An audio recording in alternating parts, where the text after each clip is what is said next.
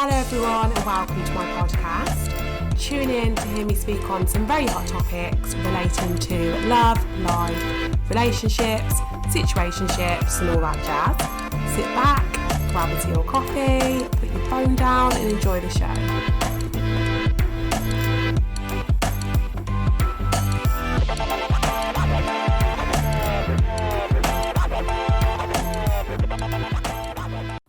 Hi everyone and welcome back to my YouTube channel. I hope you guys are doing well. I hope you're safe and all that good stuff.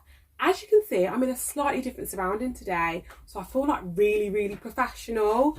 I ain't got a clue how to use half of this stuff in here, but hey ho, here we go. It looks good, so I'm happy. I wanted to jump online with you today to speak to you about a topic I feel as though is not really covered enough. To an extent, a lot of topics I speak on are not covered enough.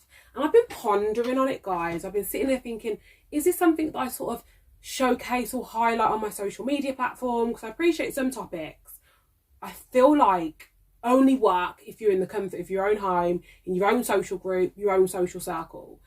When you start talking about certain things outside of the quote unquote norm, it becomes really difficult. Because you've got to be careful what you say. Some people don't exactly understand where you're coming from. So I have been pondering on whether this is something that I should entertain. But I thought to myself, do you know what? I am not trying to use YouTube or use social media to get big or to get famous. I just want to share my word, share my gospel, and obviously my experiences. And I've always said throughout my podcast, if there's anybody that is inspired or motivated or influenced in a positive way by some of the things I'm speaking on, I feel like I've done my job on this earth. So the topic I want to speak on today, it's not covered enough. I feel like people don't really understand what it actually means, if I'm quite honest. And I'm going to be honest with myself. When I initially started hearing about this thing, it's funny, guys, I'm going to digress slightly, but anytime I'm doing a video, I love to build up this suspense around what I'm going to speak on. And I'm like, well, eventually I'm going to have to tell you what I'm going to speak about. So it just makes no sense. But what I really want to speak on is this topic, because a few years ago, I'm not going to lie, it was a bit of a societal buzzword. Everyone was talking on this thing. Okay, and I didn't have much of an understanding around what it meant and the reason behind it. So I wanted to speak to you guys today about the whole concept of generational curses. Now, I appreciate this can relate to various different, I suppose this can be influential or this can impact various different ethnicities, races, backgrounds, etc. However, I do genuinely feel like it's a lot more impactful, sometimes in a negative way. Well, obviously you hear generational curse and you think, well, yeah, it is negative. But I feel like there can be like generational progression as well. But that's a completely different topic and I will touch upon it slightly during this podcast. But what I wanted to speak about was this issue, because we've had a lot going on recently over the whole Black Lives Matter protesting. There's been a lot of controversy around it. And I feel as though in order to tackle some of the issues that we're facing within society, whether that's within the workplace, whether that's in the criminal justice space, whether that's in education, in order for us to tackle it, we do need to start honing into where some of the problems lie within our own individual households. Now, I also understand that a lot of people have been using this as an excuse to somehow sort of disregard some of the brutality and racism Black people are facing, because it's like, well, use people do this in your time, or Black people do this but you complain with this. And by no means am I trying to do that.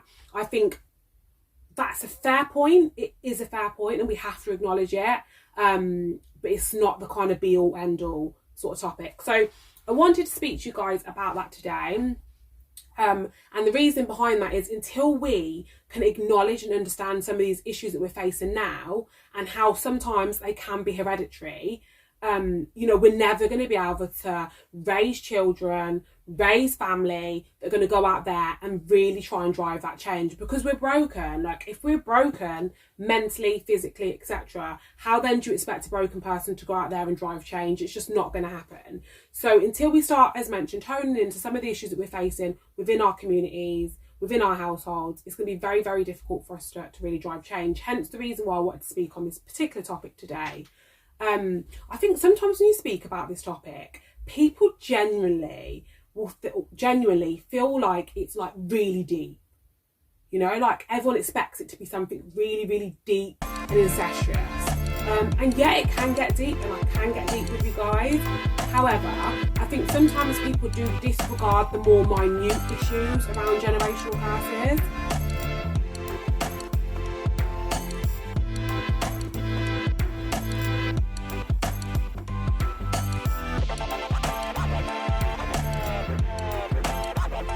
When I initially spoke and started to speak on the whole issues I feel like as a black community in particular we face around generational curses, I didn't quite understand the ideology behind it. I'm not going to sit here in front with you.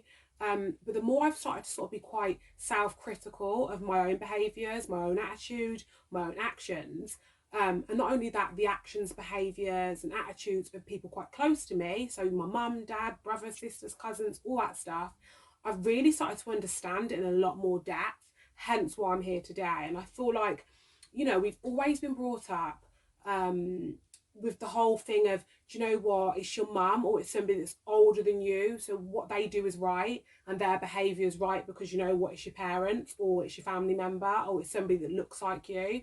Well, obviously the older you get, the more mature you sort of become, and you will start to, well, I like to think you guys do look at things a lot more objectively, and I do that within myself. I've always said it, like I'm going through a bit of a stage or a period of my life at the minute where all I'm trying to do is just work on me. And if that sometimes means me sitting back and going, okay, that's not something you want to do, or how am I acting now? Am I acting off the back of emotion? Like, where's my head at?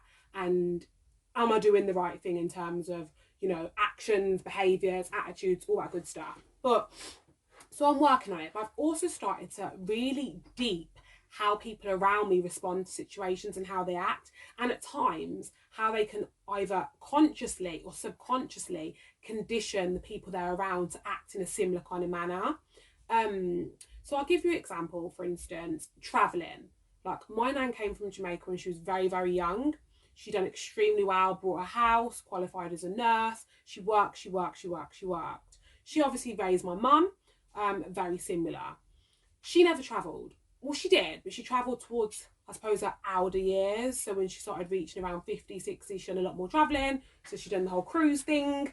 Well, obviously that's not an old thing because I love a cruise. I would love to go on a cruise. I've never been on one. But yeah, that says a lot about my age. But she obviously didn't do a lot of travelling. Likewise, my mum hasn't really done a lot of travelling. And very similar to myself, I haven't done a lot of travelling. And is that something that I've been conscious of? Maybe not.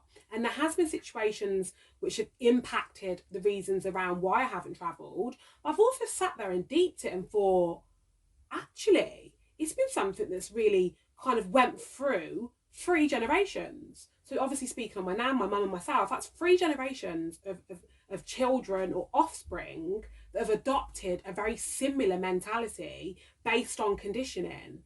You think of the white community in particular, and not every person within the white community, before everyone starts to go, oh, not everyone. Because obviously there are people that don't get that opportunity, and it does all depend on like socio-economic status and all that sort of stuff. But at the same time, the white community in particular, you typically find as they grow up, they tend to do a lot of travelling, whether that's Spain, whether that's Greece, whether that's wherever. They tend to do a lot of travelling from a young age. Their parents will sort out all their travel documents and things of that sort. Within the black community, I have noticed that, the issues around passports. Not a lot of people have got passports, and if they have got passports, they're applying for these passports at later times in their life and things of that sort. So I have to really start to think, why are these things happening? And the same situation can apply to things like, your sort of mindset, and how much of a scarcity mindset have you got when it comes to success? Are you operating from a position of confidence that you are able to excel above a certain level in terms of progress? Are you able to excel in terms of your career and your earning potentials? Or are you stuck in a scarcity mindset around how far you can go? Is there that glass ceiling in place which is affecting you like a lot? Because I've had to experience that, and it's something I'm battling with on a daily basis. So have you got that sort of mindset? And I have to sort of give another example around my particular upbringing. My nan came from Jamaica. She came to the UK. She worked. If she needed to earn extra money, she'd probably do overtime. My mum's very similar. She works. If she needs to do any extra overtime to earn extra money, she'll do that. I then sort of gradually fell into that same sort of mind frame, and I get everyone has to work, but if you compare, you know, that to maybe some communities, maybe the Asian community in particular, their mindset's completely different. I feel like entrepreneurship and business ownership and success is hereditary within the Asian community. Asian people will typically grow into an environment where their parents have got their own business. They then work for their parents. They then open their own business, whether that's something extremely successful or whether that's something quite small and they're just making ends meet and just ticking over. But what I'm trying to say is that has been passed on to them through generations and generations. And if you probably were to look back years and years and years and years, you'd probably find a lot of their family members have been entrepreneurs. Okay, so I feel like the same sort of principles can apply to that as well. So I just wanted to speak to you today about some of the things, and as mentioned, when we speak about generational curses, sometimes we think about the worst case scenario, like the real extremities, whether that's generational mental health, or whether that's generational karma. We think about the real deep stuff without really thinking about some of the things that can potentially be affecting us to this day. So obviously those sort of things are things that we need to be aware of. But when we speak about a curse, obviously a curse, everyone knows what a curse is. It is something which isn't as, when I speak about obviously the Asian community that are a lot more likely to encourage and condition their children to be entrepreneurs, that's more generational generational progress. Whereas obviously when you're starting to fall into a trap and a certain lifestyle and you're restricting yourself, I think that's when it starts to become a generational curse. And I've seen it across various different areas, and not only when it comes to things around success and things of that sort, I've also seen it around areas around addiction, mental health, you know, how likely you to tolerate sort of negative relationships. What's your attitude in your relationship like with your father? You know, what's your father like within his household? Is it something that's a normality for him to be absent, or is he there? And these are things I'm continuing to see and are an issue. And I could speak about this forever and a day.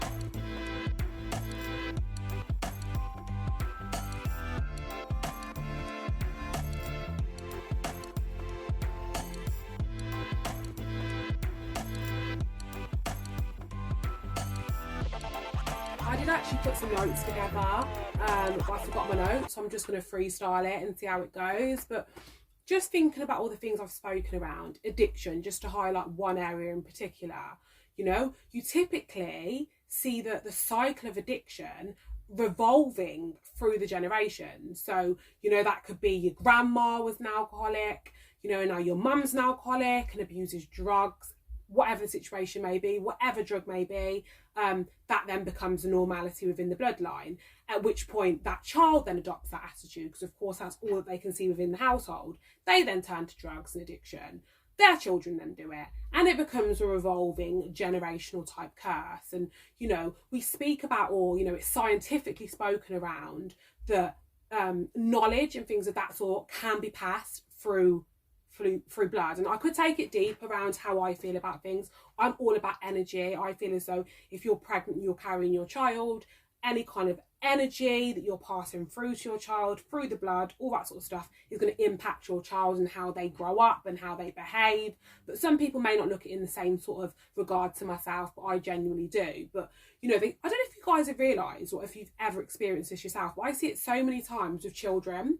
Like, there could be a child that I'm talking to, and this child will start talking about something and their perspective on something. An example is a friend of mine's little boy, and he's so clued on, guys, extremely knowledgeable about things that his parents haven't taught him, and he's sure as hell hasn't received that kind of education within school. So it's like, where does this information come from? So I genuinely believe that knowledge is passed through generations upon generations. So obviously certain trauma that we experience historically is still going to be a burden upon us from years and years and years ago, and we're still unfortunately having to battle with these burdens and this traumatic experience that our ancestors had to face into this day. And, you know, you might then see people who are experiencing extreme mental health issues and going through extreme anxiety, and, you know, whether it's bipolar, schizophrenia, or whatever, you know, I suppose the social world wants to classify your mental health illness as. It could be, particularly in the Black community, it's always some kind of Another thing, I done some research around this, and apparently within the Black community, if you do go to hospital, if you're unfortunately hospitalised as a result of mental health, you're more likely to be diagnosed with a psychosis or a schizophrenia type mental health. However, if you're within the white community, go away and research it, it's facts, you're more likely to be diagnosed with some kind of like personality disorder or bipolar. So it's a completely different topic, but you know, these things that people are encountering to this day, and they're wondering why their mental health is so at such a low point, is because you are carrying that trauma, and that has been passed on through generations, and that unfortunately is acting as a generational curse. Until we understand that and we can digest it, we're not going to be able to say, okay, right, I recognise this, I understand why I'm feeling this way, and this is what I need to do, you know? But I'm not too sure where I got to with that and where I was going, but these things are happening, they are being passed through generations. Addiction, you know, as mentioned, that's one. Abusive relationships, you know, is your family tree always been involved in toxic, abusive, aggressive relationships? And that's not just between the female and the man. That could be amongst family, you know, division in terms of your family unit, you know, not speaking and interacting. I can't sit here and claim anything because I typically only engage with my immediate family. You know, I've got family members and who are quite more distant cousins, aunties, uncles. I don't necessarily engage with, and it's bad, you know, because these are family at the same time. You need to be keeping these sort of connections so you can all learn from each other and understand the similarities. But unfortunately in life, things pop up, you get in drama, problems, and unfortunately people just kind of drift apart. But yeah, it's just like, what has that been like traditionally? Is that always been a norm? Or, you know, you see in some households where families are a lot more connected and a lot less divided, and, you know, aunties are really close with nieces and nephews, and cousins are extremely close. But that starts to, I feel like that's sort of washed away, and that might just be within my family unit, but it's not a thing anymore. Is it a generational change? I don't know, but you just start to see it, and is that something that's been passed on as a generational curse, you know? There's loads of things, and it's some things that people, it's a touchy topic, but abuse and molestation, that also is something that I feel as though is a curse, because, you know, a lot of people don't want to highlight it, particularly within the Black community, because we're all under this assumption that, you know, that doesn't happen in the Black community. And unfortunately, that's where the problem lies, because people sweep these things under the carpet, completely dismiss some of the issues that we face, or Black people don't do that, and never really draw emphasis to it. And it's happening. It's happening. Abuse is happening, you know, amongst pastors. Abuse is happening amongst people that are high, really, really high in the social circle, or, you know, within society. And unfortunately, those people that either the abusers may have been abused, or they then the person they're abusing may then go on to either abuse somebody else, or they may then go on to allow or tolerate abuse within the household. And that could be a young child that they're looking after being abused by maybe a family member or a boyfriend, stepdad, or whatever the situation may be, and then turning the blind eye to it due to maybe something they've experienced growing up. Were they the abuser? Were they the abusee? It's an issue, and I believe that can be a curse. So we can go into various different things, and I've seen it. You know, I've spoken to people. I try and be quite proactive around people and trying to understand what people go through, so I can kind of paint the big picture rather than seeing things with a little bit of tunnel vision. But all these things I'm speaking about, guys, are ultimately generational curses, and a lot of the time you see these things, they've happened years upon years upon years upon years, and it's like, when are we going to get to a point where we break that and we say, this is it, you know? And I feel like I've got there in terms of where I am in my life at the minute, and by no means would I want to pass on some of the decisions or behaviours, as mentioned, attitudes that I've displayed in my years to my children when I finally have them. When that point finally comes, I feel like it's never going to come, but when I get to that point, by no means do I want to pass that on to my offspring. So it's starting to break that cycle from now. So what can we do, guys, to start breaking those chains, those mental chains, and breaking that cycle now? So I feel as though we've got to a generation across various different ethnicities, and we've seen it within the Black Lives Matter movement, where these cycles and these traditional chains that have been basically embedded in us for a very long time are being broken. You know, you're seeing, you know, maybe some offspring of an extremely racist white person now standing up and saying, listen, this is not, I don't agree with this, I'm talking up, and whatever you want to say about Black Lives Matter and the organisation behind it and all that sort of stuff, but we're seeing it, and I feel like we're in a generation now where it's our responsibility to acknowledge it and try and change it. So I've been doing a lot of work with myself and a lot of work with people around me, and sort of speaking to people within the communities to understand ways in which we can try and tackle these issues. So I'm going to be speaking to you guys in a lot more detail around steps. I'm not going to do it in this video, around steps and things we can put into place to ensure as people we are working to break those generational chains that have been inflicted, embedded in us due to whether that's a circumstance we've experienced or whether that's something that is just within who we are, you know, breaking those things down. So I really wanted to touch on a few areas. So I spoke about obviously addiction, just to recap, abusive relationships, the scarcity mindset around success, the glass ceiling around how far you can get and whether you genuinely believe that you're restricted in terms of how far you can go and how much money you can earn and all that sort of stuff. Spoke about obviously molestation and things of that sort, abuse and things of that sort. You know, you see it in various different areas. I'm seeing it all the time. So I just wanted to share that with you guys today, and obviously update you and let you know that I am going to be putting together a little bit of a program for anybody that does want any kind of support with that, to basically help them and guide them with the right steps to identify some of the curses maybe within their families or their family tree, and ways in which they can go about combating those curses and turning them into generational progress, as I mentioned at the start of the video. So I really hope you guys enjoyed the video today. I really hope you can stay tuned with me to understand a little bit more around what I want to do, what I'm working to achieve, and work with me. Let's grow together. Anywho, I hope you're safe and well. I hope you take care, and thanks very much for tuning in. Please come and join me over on Instagram at the Amore Life Lounge. Remember, wherever you are in the world, take great care of yourself and love yourself and stay productive. Bye.